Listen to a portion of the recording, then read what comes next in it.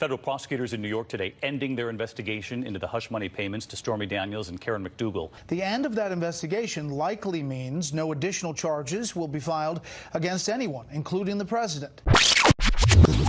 This is where it ends for this president. Many legal analysts have said that the Manhattan office of the Justice Department, the Southern District of New York, poses the real threat to the president. He's not out of legal hot water. There are a number of investigations. Southern District of New York, we're looking into the Trump Organization. Is there something there?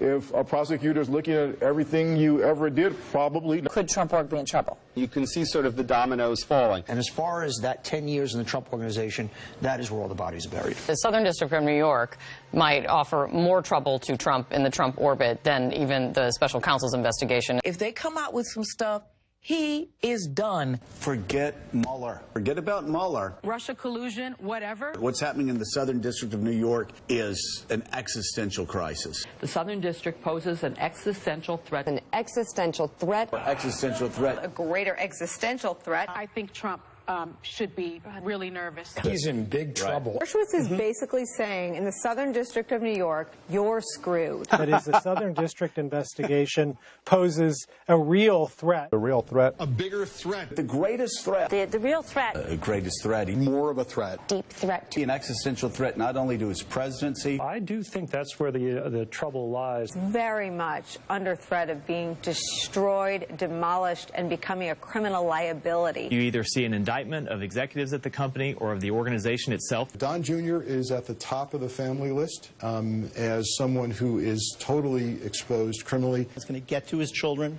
It's going to get to other people in that organization. Not just for the president, but for Ivanka, for Don Jr. And people are going to start flipping, I think, that Trump never thought would flip before. What is going to put him in jail eventually, what is going to destroy everything he's ever built and his children, is a 30-year dishonest criminal enterprise. One thing will take him out of the presidency. The other thing will ruin him forever.